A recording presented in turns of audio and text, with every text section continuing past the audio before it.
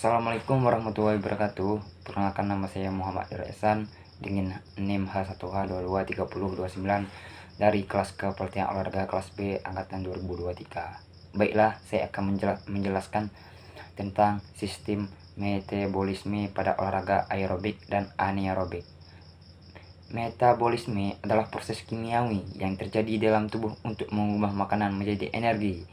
Dalam konteks olahraga, metabolisme sangat penting karena menyediakan energi yang dibutuhkan untuk melakukan aktivitas fisik. Metabolisme aerobik. Definisi. Metabolisme aerobik adalah proses produksi energi yang melibatkan oksigen.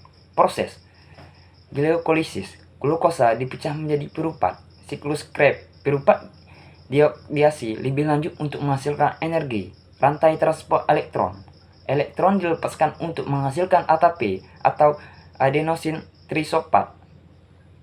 Karakteristik: membutuhkan waktu lebih lama untuk menghasilkan energi dalam jumlah yang lebih besar, cocok untuk aktivitas fisik dengan intensitas rendah hingga sedang dalam jangka waktu yang lebih lama, seperti lari jarak jauh, bersepeda, dan berenang. Contoh olahraga: lari maraton, bersepeda santai,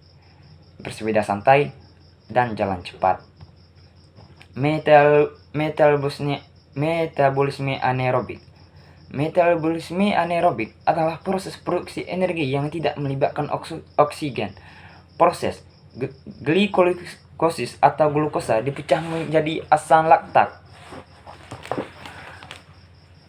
Karakteristik: menghasilkan energi dengan cepat, menghasilkan energi dalam jumlah yang lebih sedikit, cocok untuk aktivitas fisik dengan intensitas tinggi dalam waktu singkat, seperti sprint, angkat beban, dan olahraga yang melibatkan ledakan kekuatan. Contoh olahraga: angkat beban, sprint, dan lompat jauh. Perbedaan utama antara metabolisme aerobik dan anaerobik yaitu kebutuhan oksigen. Metabolisme aerobik itu membutuhkan, sedangkan metabolisme anaerobik itu tidak membutuhkan. Perbedaan sumber energi utama. Metabolisme aerobik itu karbohidrat, lemak, dan protein, sedangkan metabolisme anaerobik itu karbohidrat. Produk akhir: karbon dioksida akhir atau asam laktat. Metabolisme produksi. Perbedaan utama antara metabolisme aerobik dan anaerobik itu produk akhir. 1. Karbon dioksida atau air. Kalau metabolisme anaerobik itu adalah asam laktat. Intensitas olahraga. Metabolisme aerobik itu adalah rendah hingga sedang, sedangkan metabolisme anaerobik itu tinggi. Durasi olahraga. Metabolisme aerobik itu lama, sedangkan metabolisme anaerobik itu singkat. Jumlah energi yang dihasilkan. Metabolisme aerobik itu banyak, sedangkan metabolisme anaerobik itu sedikit. Kapan metabolisme aerobik dan anaerobik bekerja? Metabolisme aerobik itu biasanya mendominasi selama aktivitas fisik dengan intensitas rendah hingga sedang dan dalam jangka waktu yang lama. Tubuh memiliki cukup waktu untuk memasuk oksigen ke otot. Metabolisme anaerobik biasanya mendominasi selama aktivitas fisik dengan intensitas tinggi dan waktu singkat. Ketika permintaan energi melebihi pasokan oksigen, tubuh beralih ke metabolisme anaerobik untuk menghasilkan energi dengan cepat. Pentingnya memahami kedua sistem.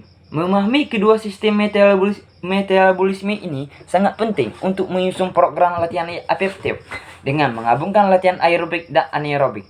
Anda dapat meningkatkan kebugaran kardiovaskular atau kekuatan otot dan daya tahan tubuh secara keseluruhan. Contoh penerapan dalam latihan. Pemanasan biasanya melibatkan latihan aerobik ringan untuk meningkatkan suhu tubuh dan aliran darah. Sedangkan latihan utama dapat melibatkan kombinasi latihan aerobik dan anaerobik tergantung pada tujuan latihan.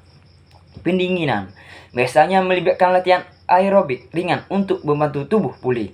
Kesimpulannya, metabolisme aerobik dan anaerobik itu adalah proses penting yang saling melengkapi dalam menghasilkan energi untuk aktivitas fisik.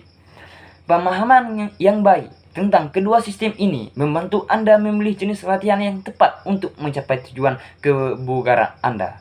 Baiklah, itu yang dapat saya sampaikan tentang metabolisme aerobik dan anaerobik.